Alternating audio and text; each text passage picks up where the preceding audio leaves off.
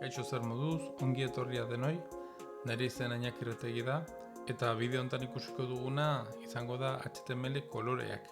Hasteko, testu inguruan sartzeko, gehien ezagutzen diren bi kolore sistema ikusiko ditugu, bat da RGB izenekoa, eta bestea da CMYK. Guk, kasu honetan, HTML koloreak ikusteko RGB kolore sisteman sartuko gara. CMYK kolorea esan dezakegu mundu fisikoan interpretatzeko koloreak direla. Hauek ikusi daitezke adibidez inprimagailu batek ateratzen duen kolore sistema, edo kartel batean, eta bar. Segurazki askotan ikusi dugu nola etxeko inprimagailuetan edo laneko ploter handi horietan nola sartzen ditugun tinta kartutxoak ditzen ditugunak. Normalean, inprimagailu etxeko aldin bada, bi kartutxo erabiliko ditugu, bat izaten da beltza eta bestea koloretakoa. Berez, naiz eta bi erabiltzen diren, 4 kolore izaten dira. Bat beltza eta bestea koloretan esaten duguna 3 kolorek osatzen dute. Zian, magenta eta yellow. Zian urdina izango litzateke, urdinaren estilokoa, magenta morea arroxa estilokoa eta bestea horia. Horiekin 4 koloreak osatzen ditugu. CMYK sisteman, gero eta kolore gehiago, gero eta kolore ilunago ikusten da. Eta gero eta kolore gutxiago, orduan eta txuriagoa. Hau da, kolorerik ez baldin badago, irudian txurian salduko zaigu. Inprimatzen ari garen materialaren kolorea. Aldiz, kolore asko sartzen baditugu, gero eta ilunago ikusiko da. Segurazki, gogoratuko duzue, nola txikitan batez ere kolorekin eta jolasten genuenean, iristen zen momentu bat non tenperarekin adibidez gero eta kolore gehiago sartzen genituenean, orduan eta ilunago azaltzen zen, marroia, beltza, grisa eta ilunagoak. Hau gertatzen da, CMYK sisteman. Hala ere, gu HTML koloreak ulertzeko RGB sistema sartuko gara. RGB sistema argiarekin erlazionatutako kolore sistema da. RGB osatzen dute red, green eta blue koloreek. Hau da, gorria, berdea eta urdina. Argiaren kasuan, CMYKarekin gertatzen ez den bezala, RGB sistema gero eta argi gehiago, orduan eta txuriago izango da. Hau da, gero eta argi gehiago eman, orduan eta txuriagoa ikusiko da. Eta kolorerik ematen ez dugunean, orduan eta ilunago edo beltzago.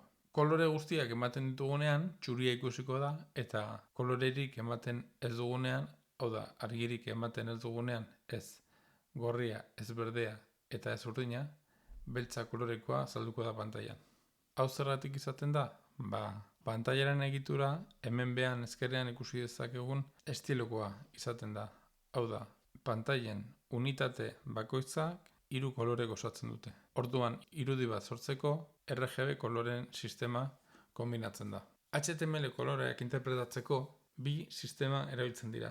Sistema masitarra, hau da, 0, 1, 2, 3, 4, 5, 6, 7, 8, 9, A, B, C, D, E, F zenbakiek osatua, eta hamartarra, 0, 1, 2, 3, 4, 5, 6, 7, 8 zenbakiek osatua. RGB sistema modu amasitarrean sortzeko, modu honetan egiten dugu. Ikurra erabiltzen dugu, eta ondoren bakoitzaren balio emango diogu. Hau da, zenbat gorri, 0 kolorerik gabe eta FF kolore maksimoa emanez bakoitzarekin. Modu berdinan egingo dugu, beste moduan hamartarrean, eta horrela adierazten da RGB eta gero parentesi artean balio bakoitza. Gorria 0tik 255era eta berdea eta urdina berdin. Kontuan izango dugu, honen maksimoa eta honen maksimoaren baliokideak direla, hau da FF 255en baliokidea dela. Adibide bezala, sistema masaitarrean, horrela, 0, 0, 0, hau da, kolorerik gabe, argirik gabe, beltza kolorea emango luke. Eta honen azpikoa, hau da, FF, FF, FF, hau da, gorria bere kolore maksimoan, berdea bere kolore maksimoan, eta urdina bere kolore maksimoan, kolore txuria emango lukete. Berdina gertatzen da, sistema hamartarrean. 0, 0, 0, argirik gabe, beltza emango luke, eta 255, 255 eta 255 kolore txuria emango lukete. Adibide batzuk ikusteko, sistema amaseitarrean izango litzateke. Adibidez, FF0000, hau da, kolore gorria maksimoan, baina berderik gabe eta urdinik gabe, ateratzen den kolorea gorria izango da. Berdina gertatzen da sistema amartarrean, 255, 00, kolore gorria emango luke. Zer gertatuko litzateke, kolore gorririk ematen ez badugu, berdea bere maksimoan ematen badugu, eta urdinik ematen ez badugu, kolore berdea emango lukela. Gauza berdina gertatzen da sistema amartarrean. Hau da, 0, 255, 0, kolore berdea emango luke. Bestetik, 00, 00, FF, kolore urdina emango luke, eta 0, 0, 255, kolore urdina baita ere. Dagoeneko hauek ikusi ditugu. Argirik gabe, kolore beltza. Argi guztiekin, kolore guztiekin, txuria. Eta berdina sistema amartarrean. Ondoren, adibidea gehiago ikusi ditzazkegu horrela azaltzen dizkiguten taulatan. Dagoeneko ikusi dugu kolore guztiak emanik txuria ematen duela, kolore gabe beltza ematen duela, eta horrela adibide ugari ditugu. Lagungarri izan daiteke, baliokideak direnean kolore kantitateak R, G eta B kolore grisak ematen dutela. Hori bai, gero eta zenbaki txikiagoa, ordun eta ilunagoa, eta ordun zenbaki handiagoa, ordun eta gris argiagoa edo txuria iritsi arte. Eta ondoren, konbinaketa ugari azaltzen dira. Berdina gertatzen da amartarrean. RGB 000 beltza emango luke eta RGB 255, 255, 255 kolore txuria emango luke. Eta horrela beste adibide. Azkenik, baliabide moduan, badaude webgune batzuk lagungarri direnak koloreak eta aurkitzeko. Bere kodea zein den aurkitzeko eta gure webgunean aplikatzeko. Esate baterako w3schools.comen kolore ugari ditugu eta bakoitzean klik egin ezkero, ikusi dezakegu zeintzu diren sistema amaseitarrean eta sistema amartarrean ze kode hartu behar dugun.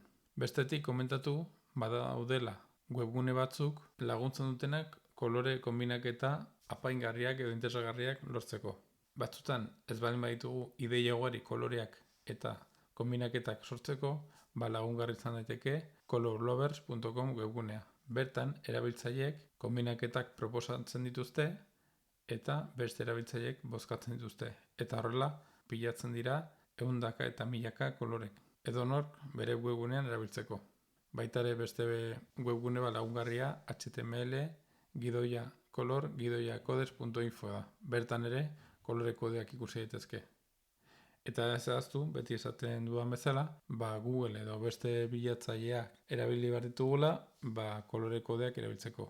HTML colors bilatuzkero, azalduko dira koloreak eta kodeak, edo zehazki kolore zehatz baten kodea behar baldin badugu, adibidez HTML red color, eta azalduko zaigu behar dugun kodea.